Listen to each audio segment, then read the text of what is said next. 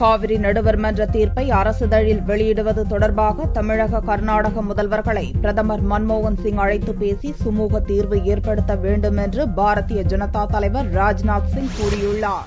பாரதிய ஜனதா கட்சியின் அகில இந்திய தலைவராக இரண்டாவது முறையாக பதவியேற்ற ராஜ்நாத் சிங் வியாழக்கிழமை அன்று சென்னை வந்தார். தமிழக பாரதிய ஜனதா சார்பில் நடந்த வரவேற்பு நிகழ்ச்சியில் கலந்து கொண்டு ராஜ்நாத் சிங் உரையாற்றினார். பின்னர் தமிழக பாரதிய ஜனதா கட்சியின் தலைமை அலுவலகமான கமலாலயத்தில் செய்தியாளர்களை ராஜ்நாத் சிங் சந்தித்தார். அப்போது அவர் காவிரி நடுவர் மன்ற இறுதி தீர்ப்பை பிப்ரவரி 20ஆம் தேதிக்குள் மத்திய அரசிதழில் வெளியிட வேண்டும் என உச்சநீதிமன்றம் பிறப்பித்துள்ள உத்தரவை செயல்படுத்துவது குறித்து தமிழக கர்நாடக முதல்வர்களை அழைத்து பேசி பிரதமர் மன்மோகன் சிங் சுமூக தீர்வு காண வேண்டும் என யோசனை கூறினார். Supreme Court's deadline to notify the final award of Kaveri Water Disputes Tribunal coming close.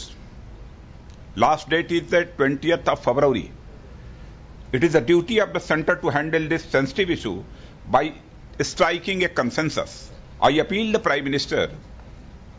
He should invite the Chief Ministers of the Tamil Nadu and Karnataka to sit together